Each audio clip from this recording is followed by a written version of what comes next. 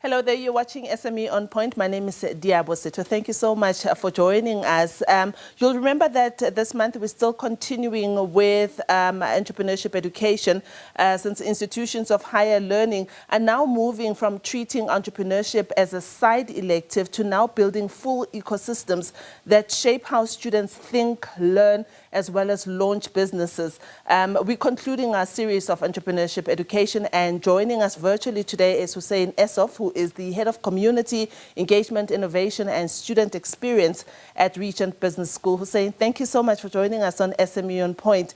Perhaps to start with talking about, in your view, why you think entrepreneurship education matters and how the way it is structured can also be able to boost growth in a country or in an economy. Sure. Thank you very much for having me.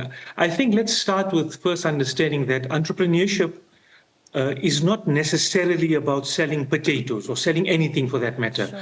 It's about a mindset, it's about a way of thinking. And that transcends any one particular field or any one particular career. So entrepreneurship training is about giving people a skill set that it goes beyond just what people typically think entrepreneurship is about, buying and selling and trading, etc., etc. However, that being said, given the context of South Africa, the high unemployment rate, specifically the extremely high rather, youth unemployment rate, we need to be able to give the future an opportunity to sustain themselves, Sure. to grow the economy, to contribute to the growth of the country. And for that reason, and that reason alone, entrepreneurship needs to be high on the agenda of the skill set that people need generally. Yeah. Let's talk about how your institutions of higher learning, including yourselves, are changing how you teach entrepreneurship. As I said earlier on, that before it used to be just an addition to a module, but Sure. now it becomes a whole degree on its own. How are you at Regent doing it?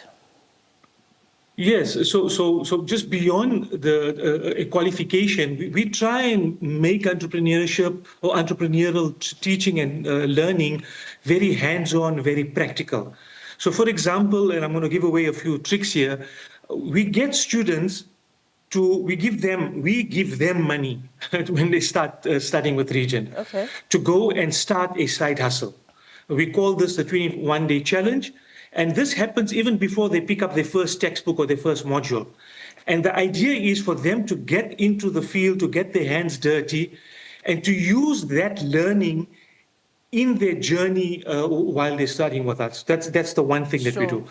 The other thing that we do is we have on all of our campuses maker spaces within our university, within the Regent ecosystem, called the iLead Lab, called the Red Hub, where students get to go in and make and prototype and break things often enough, but as part of a learning journey in a safe space. Sure. So beyond the textbooks, which is important, the theory of entrepreneurship, understanding how the mindset of entrepreneurs, it's also to practice it and to do it. And I think that's what we're probably very good at, is giving students an opportunity in a safe space. Sure. To try, to fail, to iterate and improve. Yeah.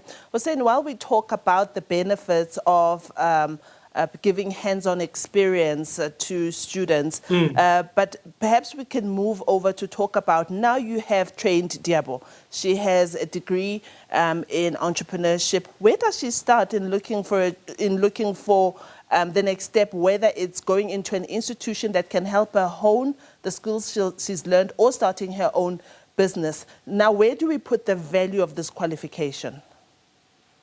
No, so it's during the studies. It's not something that you do at the end. So if you are doing supply chain, you can only get into the field, you can only get a job in industry after you got that piece of paper, that qualification, okay? In the case of entrepreneurship, that piece of paper is valuable. It's something that you want to pursue. But the side hustle mentality, the trying and the failing and the iterating and the prototyping happens while you're studying. That's number one. Sure. Number two is we try and link people up during their coursework, during their years of studies with us, with industry, with startup entities, with funders, so that they get to experience the real world of eventually that's where I want to be. I mean, time is not enough for me to give you the numbers of examples that we have of students who are still in their second and third year who already have, I want to say beyond side hustle. I'm trying to find the right term, but beyond side hustle, where they're making something reasonable out of a venture that they've started.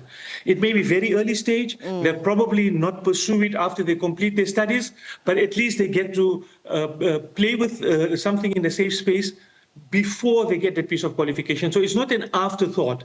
It's baked into the program. Okay. Now let's talk about how prospective students or entrepreneurs that are currently watching us now, and they're thinking, I really want to speak to Regent and see how they can assist me in my journey. How should then one decide the type of entrepreneurship course or program that fits their stage of business or even career goal? Well, that's a good question. I think, you know, the scope of what people want to do is broad, right? Sure. But there are some essential basic skills that everyone needs. So entrepreneurship, like I said earlier, is not about necessarily being able to balance the books. That's an important aspect. Yeah. More, it's about a mindset. The mindset of continuously trying something, iterating, improving, prototyping, until you hit the jackpot, so to speak. Sure. And again, there's experts. Well, there's people that we could mention. Richard Branson, for example, Sure. had many failures before he eventually became successful. Now, he had the luxury of a well-endowed family. How do we do that to students so that in a safe space again, they're able to experiment with what they think they want to do, fail?